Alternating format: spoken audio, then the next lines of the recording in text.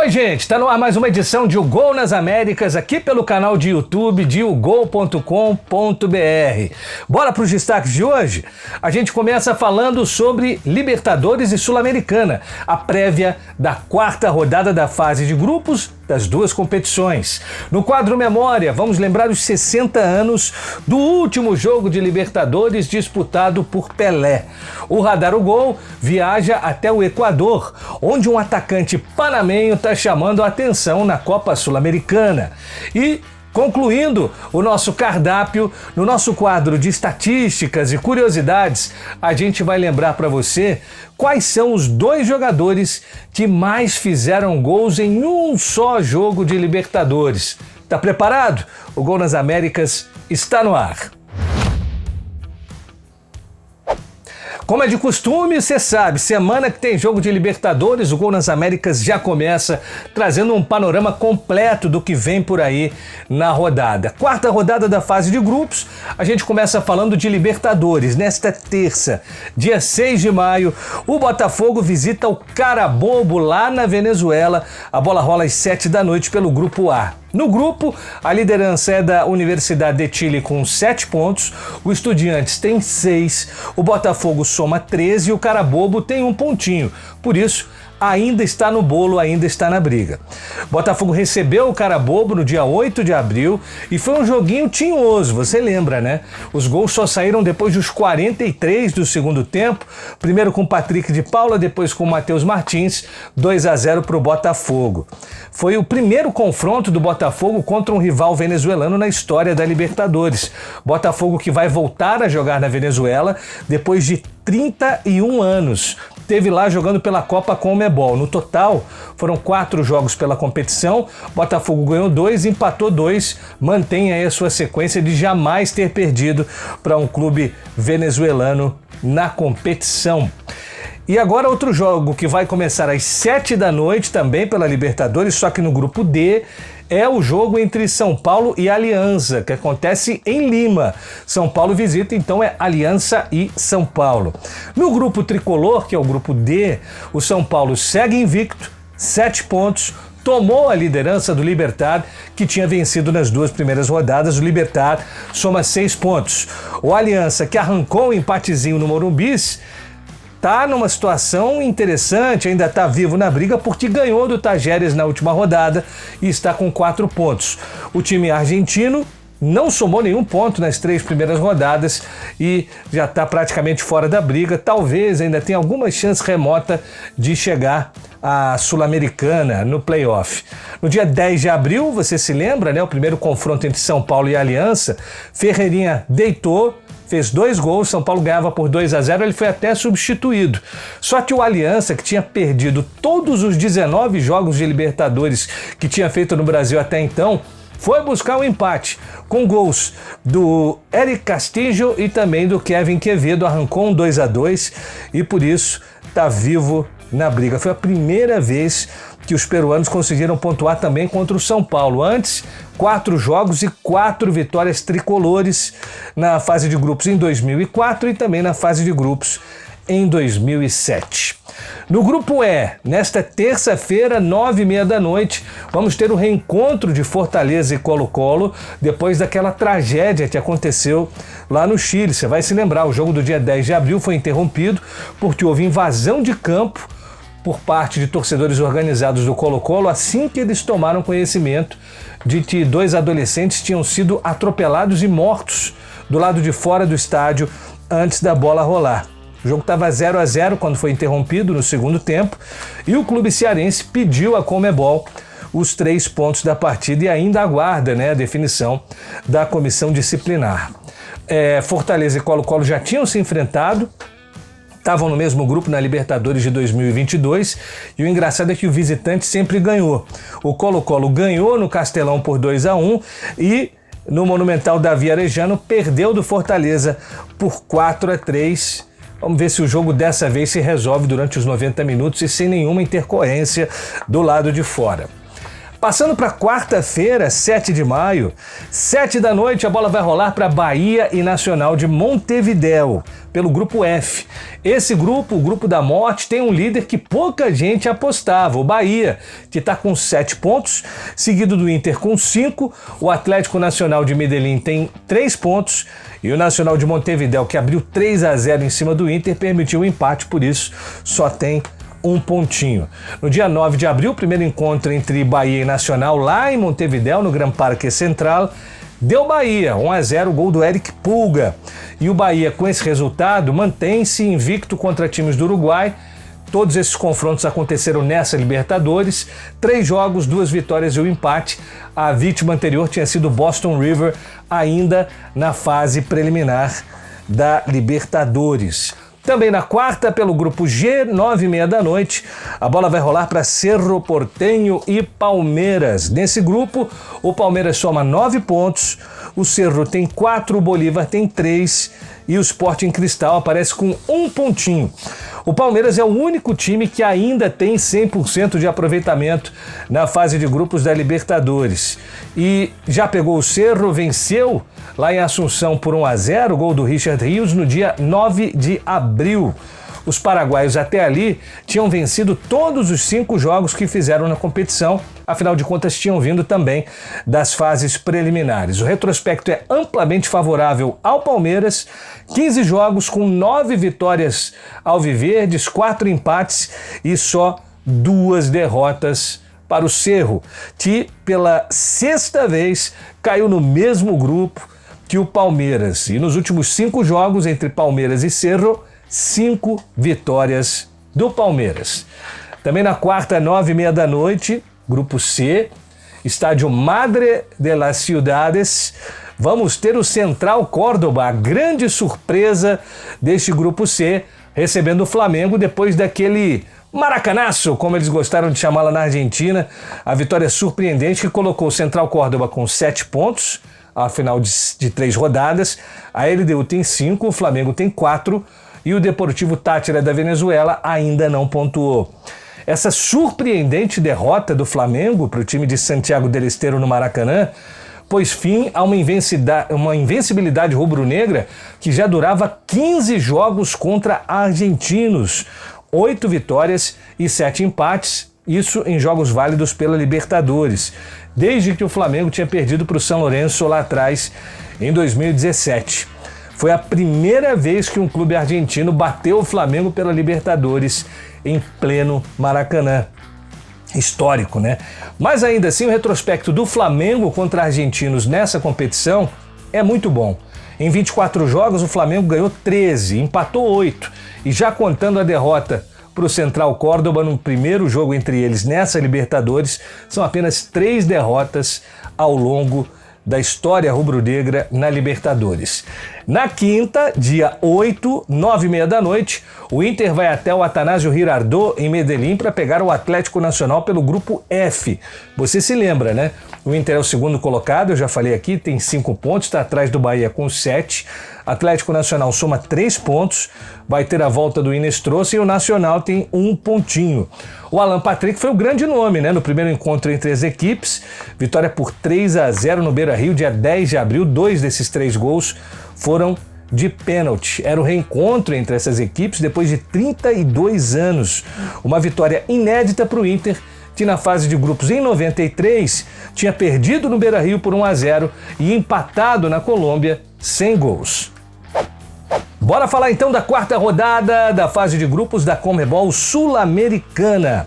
Os brazucas entram em campo a partir de terça-feira, 6 de maio, 7 da noite. Em Salvador tem vitória contra o Defensa e Justiça pelo grupo B. Esse grupo é liderado pela Universidade Católica de Quito, que tem 7 pontos. O Cerro Largo do Uruguai tem 4. O Vitória e o Defensa e Justiça, que no início eram os favoritos do grupo, aparecem com apenas 2 pontinhos. No primeiro jogo do Vitória contra times argentinos na Sul-Americana, os baianos acabaram voltando de Florencio Varela com 1 pontinho, né? Um empate em 0-0. E agora a necessidade é ganhar em casa, né? Já que no último jogo como mandante, o time acabou derrotado pelo Cerro Largo por 1-0. O Defensa e Justiça também vem de derrota, perdeu por 3-1 para a Universidade Católica no Equador, na cidade de Quito. Também na terça, só que um pouquinho mais tarde, 9h30 da noite, o Corinthians pega o América de Cali pelo grupo C. Nesse grupo, o Huracán da Argentina é o líder com 7 pontos. O América de Cali tem 5, o Corinthians tem 4 e o Racing de Montevidéu ainda não somou pontos. No dia 8 de abril, primeiro encontro entre Corinthians e América de Cali, o Corinthians arrancou um empatezinho, 1-1, Mateuzinho fez um gol, já com 36 do segundo tempo. Esse pontinho é muito importante para o Corinthians se manter esperançoso, né? Agora nessa era Dorival Júnior. A vitória contra o Racing na terceira rodada acabou sendo dificultada pelo lance tosco do primário, até eu diria, do zagueiro Félix Torres, que acabou expulso com 15 minutos de jogo. Por isso, o Corinthians não conseguiu um bom saldo, ganhou de 1-0, apertadinho, gol do paraguaio Ángel Romero. Na quarta-feira, também entra em campo pela Sul-Americana, às 7 da noite, o Vasco, que joga na Venezuela contra a Academia Puerto Cabello pelo grupo G. Nesse grupo, Lanús e Vasco somam 5 pontos, o Melgar do Peru tem 4 e a Academia Puerto Cabello tem 1 pontinho. No dia 8 de abril, o Vasco ganhou em São Januário dos venezuelanos por 1-0, gol do Verrete, aumentando o recorde positivo contra venezuelanos em competições da Conmebol. O Vasco nunca perdeu. 9 jogos, 7 vitórias, 2 empates. Lá na Venezuela, em 4 partidas, foram 2 vitórias e 2 empates. Às 9h30 da noite, também na quarta-feira, é a vez do Grêmio ir jogar lá no Peru contra o Atlético Grau pelo grupo D. Nesse grupo, o Grêmio e o Godoy Cruz dispararam, estão os dois com 7 pontos. Godoy Cruz à frente, pelos critérios de desempate. O Sportivo Luquenho e o Atlético Grau, cada um tem 1 pontinho nesse grupo, que é o grupo D. No primeiro confronto do Grêmio contra esse time do Peru, o Atlético Grau, pela Sul-Americana, o Imortal ganhou em Porto Alegre por 2-0, gols do Areço e do Oliveira. Grêmio, que não perde de um clube do Peru desde 2002, quando foi derrotado pelo Cienciano por 2-1. De lá para cá, 7 partidas, 6 vitórias e 1 empate. Também na Conmebol Sul-Americana, quarta-feira, 9h30 da noite, o Cruzeiro vai até o Equador enfrentar El Pontito, o Muxuc Runa, equipe que é a grande sensação, 100% de aproveitamento até aqui na Conmebol Sul-Americana, lidera o grupo com 9 pontos, com 6 pontos está o Palestino do Chile, o União Santa Fé da Argentina tem 3 e o Cruzeiro se tornou o primeiro clube brasileiro a perder os seus 3 primeiros jogos na Conmebol Sul-Americana. Contra o Muxuc Runa, eles se enfrentaram no Mineirão, o time do Equador ganhou de 2-1, gols do Orejuela e do Bentaberri, contra 1 gol de pênalti do Gabigol. Foi apenas a terceira derrota do Cruzeiro em 15 partidas jogando contra equatorianos em competições da Conmebol. O retrospecto é positivo para o Cruzeiro, 15 partidas, 9 vitórias, 3 empates e apenas 3 derrotas. Na quinta-feira, outro mineiro entra em campo. Às 7 da noite, o Galo joga no Chile contra o Deportes Iquique pelo grupo H. Nesse grupo, o Galo e o Caracas somam 5 pontos, o Cienciano tem 13 e o Iquique aparece com 1 pontinho. O Atlético meteu 4-0 no Iquique jogando em casa. Foi a única vitória na Sula até agora. Gols do Rony, do Hulk, do Natanael e do Scarpa. O retrospecto do Galo contra chilenos em competições da Conmebol é muito bom também. Em 13 jogos foram 8 vitórias, 2 empates e apenas 3 derrotas. Também na quinta-feira, o Flusão vai até a Bolívia enfrentar lá em Oruro o Gualberto Villarroel San José pelo grupo F. Nesse grupo, o Flu lidera com 7 pontos, o Once Caldas tem 6, o União Espanhola do Chile tem 2 pontos e o Revé San José, o Gualberto Villarroel San José, até aqui somou 1 pontinho. No dia 10 de abril, eles já se encontraram. Foi no Maracanã e o Flu deu um show, foi um baile, 5-0. 2 gols do Everaldo, 2 gols do Cano e 1 gol do Serna. O Flu contra bolivianos em competições da Conmebol tem 7 partidas, 5 vitórias e 2 derrotas. 2025 marca os 60 anos da última Libertadores disputada pela majestade do futebol, o rei Edson Arantes do Nascimento. Ele participou de 3 edições, 1962, 1963, em 64 o Santos participou, mas Pelé ficou fora por conta de uma distensão muscular. Não participou dos jogos contra o Independiente. E a última foi justamente em 1965. Antes de chegar lá, vamos repassar essa história magnífica do Pelé na Libertadores, que tem mais gols do que jogos ao longo dessa história. Em 1962, o Santos de Pelé foi o campeão. Pela primeira vez, o primeiro time do Brasil a levantar a Libertadores, que naquela disputa era apenas a 3ª edição realizada da competição sul-americana. Com o Pelé em campo foram 4 jogos, 4 vitórias e 4 gols. Ele foi um reloginho. No jogo do título, ele marcou 2 dos 3 gols na vitória por 3-0 sobre o Peñarol, no jogo de desempate que aconteceu no Monumental de Núñez, na Argentina. Naquela época, não tinha essa história de ir para prorrogação, ir para pênalti. Se os times acabassem empatados no número de pontos na soma dos 2 jogos finais, de qualquer maneira, independente do saldo de gols, tinha um terceiro jogo para definir o campeão, e em 62 o Santos, com 2 do Pelé, na final contra o Peñarol, levou o caneco pela primeira vez. Em 63 veio o bicampeonato. Pelé jogou 4 jogos, ganhou 3, empatou 1 e aumentou o número de gols. Agora foram 5 em 4 partidas. Ele anotou 4 gols nos 2 jogos semifinais contra o Botafogo e ainda fez o gol da virada e do título contra o Boca Juniors em plena Bomboneira. Mais um lindo capítulo escrito pelo Pelé.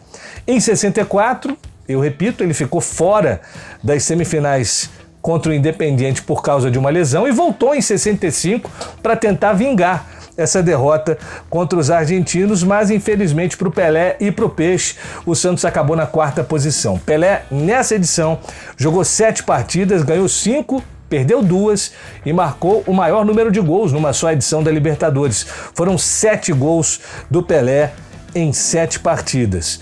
Nessa disputa de 65, o Pelé e o Santos caíram para o Peñarol na semifinal em 3 jogos. O último jogo de Pelé pela Libertadores foi no Monumental de Núñez, na Argentina, no dia 31 de março de 1965. Naquele jogo, Pelé marcou gols. O Peñarol fez 1-0, gol do Roya, um meia peruano que jogava muita bola. Aí o Pelé marca o gol de empate, 1-1, e o Sacia, que era um carrasco dos times brasileiros, também fez gol em final de Libertadores contra o Palmeiras. Foi dele o gol na prorrogação, que classificou o Peñarol para aquela final.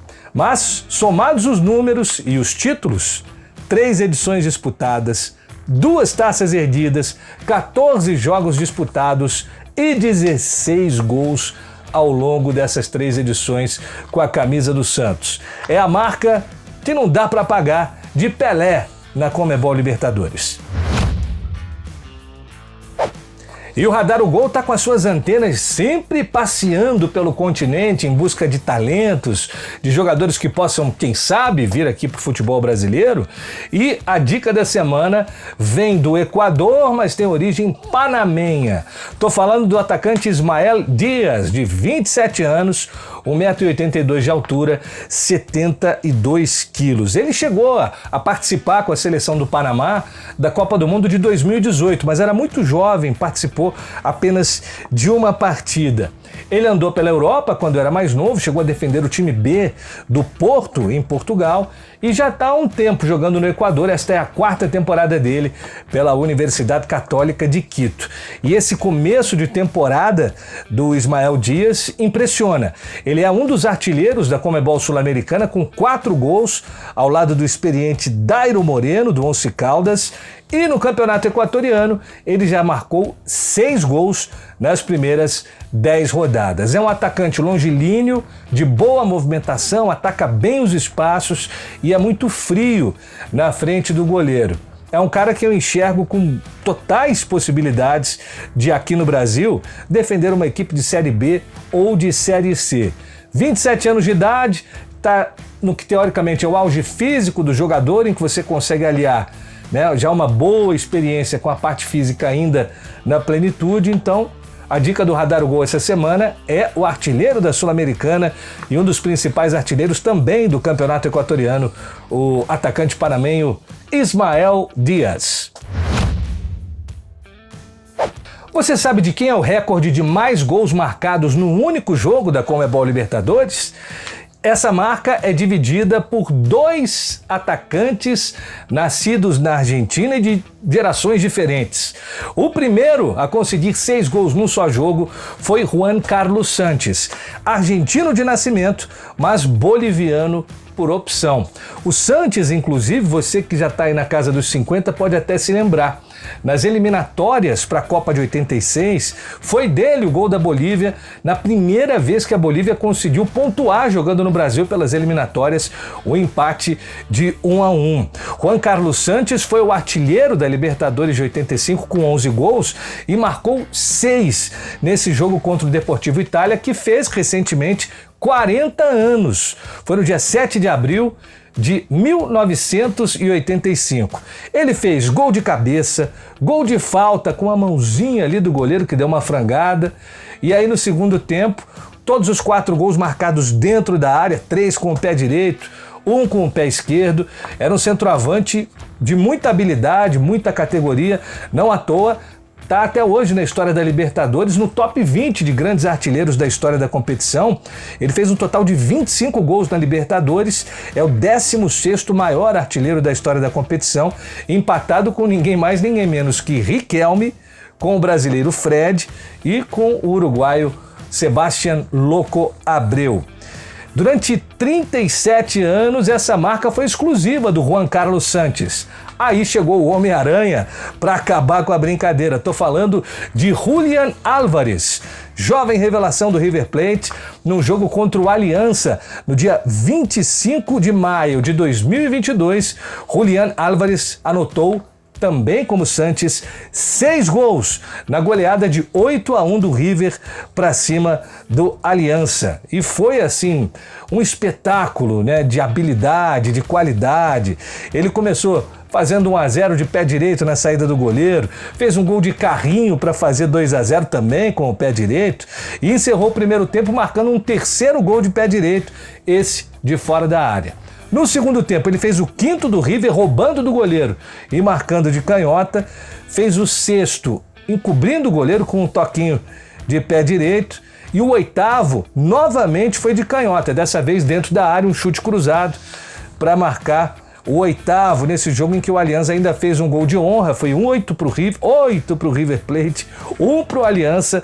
Então eles estão na história e ninguém tira, pelo menos por enquanto. Para tirar vão ter que fazer 7, mas acho que tá para nascer um cara capaz de meter 7 gols num jogo de Libertadores. Por enquanto, os 2 que podem ostentar esse recorde são Juan Carlos Sanches e Julián Álvares.